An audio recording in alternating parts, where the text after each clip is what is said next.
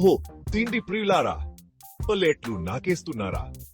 అయితే వినండి, ఎప్పుడైనా వేడి వేడి అన్నం పప్పు తింటే ఎంత బాగుంటుందో తెలుసు కదా.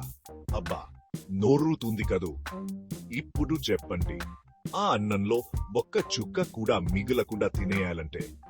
అవును, చిన్న చుక్క కూడా కాదు. Pass, check.